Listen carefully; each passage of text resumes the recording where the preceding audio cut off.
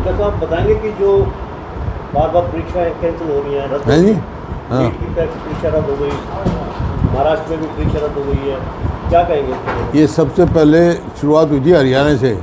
हरियाणा में कितनी लीक हुई वह हमने उस टाइम सवाल उठाया विधानसभा में भी, तो सरकार का ये जवाब आया था SIT बनाई हमने, तो उसका आज तक पता लगा नहीं कहाँ से पेपर सेट हुए, कैसे हुए, क्या हुआ। और अब जो जैसे नीट की बार बार हो रही है, ये देश के युवाओं के भविष्य के साथ खिलवाड़ हो रही है। इतनी मेहनत करते हैं फिर रद्द हो जाती है, और इसी वास्ते इसकी जो जिम्मेवारी जो शिक्षा मंत्री हैं धर्मेंद्र प्रधान, उनको लेनी चाहिए और उनको इस्तीफा देना चाहिए। इस्तीफे की बात तो कर रहे हैं, युवा भी कर रहे हैं, इस्तीफे की बात युवा भी कर रहे हैं, धर्मेंद्र प्रधान के इस्तीफे की मांग भी कर रहे हैं। हाँ, मैं तो कह रहा हूँ उनको इस्तीफा देना चाहिए। कांग्रेस पार्टी की मांग है, राहुल गांधी जी ने कहा है।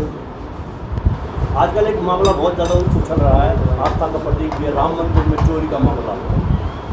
देखिए, राम मंदिर पूरे देश के लोगों की आस्था का सवाल है।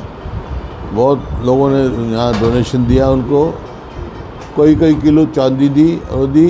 ये जो वहाँ के जो चेयरमैन थे निर्माण कमेटी के, नृपेंद्र मिश्रा, उनका खुद ही कहा है कि डाका है, ये चोरी नहीं डाका है। इससे क्या हुआ है, इसमें कोई भी दोषी नहीं बचना चाहिए। चंपत राय को जो महाशिव है उसको पद से हटा भी दिया गया। समझे, कोई भी दोषी बचना चाहिए, एस्केपिज्म नहीं चलना चाहिए।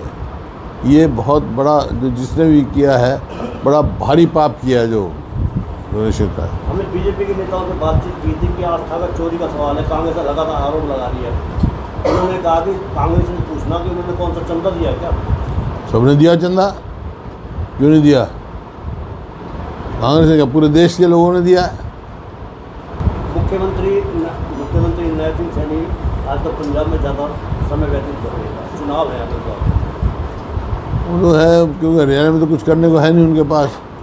पंजाब में जाते हैं, मैंने कहा था पहले भी, तो पगड़ी अच्छी बांधते हैं और वही पगड़ी पहन के सो जाते हैं, सवेरे सवेरे पंजाब में चले जाते हैं। यहाँ कुछ करने को है नहीं। इस समय हरियाणा में कौन सी ऐसी समस्याएं हैं जो ज़्यादा मुखर हो रही हैं? ये सारी समस्याएं हैं, बेरोजगारी है, किसान को खाद नहीं मिलता, MSP नहीं मिलती, बेरोजगारी इतनी ज़बरदस्त है, कानून व्यवस्था बिल्कुल चरमरा गई है, और भ्रष्टाचार चरम सीमा पर है। एक कांग्रेस जनता पार्टी भी आई है, हैं? कांग्रेस जनता पार्टी भी आई है, हाँ। आज से उन्होंने मुद्दा भी उठाया है। हाँ, मुद्दा तो कांग्रेस उठा ही रही है। पहले मुद्दे तो कांग्रेस से शुरू से उठाए हैं, जैसे धर्मेंद्र प्रधान का उठा रहे हैं, तो कांग्रेस ने उठाया सबसे पहले, राहुल जी ने कहा है। जैसे लगातार पार्टियां टूट हो रही है, विपक्ष की पार्टियों में टूट हो रही है, TMC में टूट हो गई है, या महाराष्ट्र में उद्धव ठाकरे की पार्टी में टूट हो रही है, इसको लेकर क्या कहेंगे? कांग्रेस पार्टी की तो कोई टूट नहीं है, कांग्रेस पार्टी मजबूत पार्टी है। लेकिन जिस प्रकार से पार्टी टूट हो रही है, जो आपने एंटी डिफेक्शन बिल बनाया था, उसकी जो जिस मंशा से लोगों ने पार्लियामेंट में पास किया था, वो कामयाब नहीं हो रहा है। इसमें कोई ना कोई संशोधन चाहिए।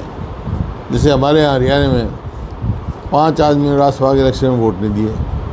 अब नहीं दिए वोट, कोई बात नहीं, प्रजातंत्र मर्जी की बात है, लेकिन अगर कोई ऐसा करता है लोगों की वोट लेके और फिर उनकी भावना के खिलाफ कोई वोट देता है, तो उसको तुरंत इस्तीफा दे के री इलेक्शन करना चाहिए, अपना इलेक्शन करके जाके जीत जाओ। तो आखिरी सवाल यह है कि 2024 में सरकार बनते रह गई थी कांग्रेस की, 2029 में ऐसा क्या करेगी कांग्रेस की सरकार बन जाए? नहीं, 2024 में भी लोगों की तरफ से बनी हुई थी, लेकिन आपको पता है कि जो हरियाणा में हुआ, 5 तारीख को चुनाव थे ना, 5 तारीख को 9:45 बजे इलेक्शन कमीशन ने कहा कि हरियाणा में वोट जो है 61.19 पड़ी है। ठीक है, कोई बात नहीं। 6 तारीख को उनका अलग आता है, 5 तारीख की रात 6 को, कि हरियाणा में वोट जो है 65.65 पड़ी है। चलो, फिर 8 तारीख को गिनती है, 7 तारीख को 9:45 बजे आता है, नहीं 67.90% पड़े। 7% वोट का कभी फ़र्क पड़ सकता है? आजकल डिजिटल है, वो है तो आप ऊपर रॉकेट की कंट्रोल कर रहे हैं। ये 3 दिन तक लगातार वोट बढ़ती रही, 7% वोट का कभी सुना नहीं। जब वैसे बैलेट में काउंटिंग होती जब भी नहीं होता था। हाँ, 1-8% का हो जाता है कि भाई कोई बूथ बगैर काउंटिंग के रह गया और कोई कारण हो गया, वो तो साफ है।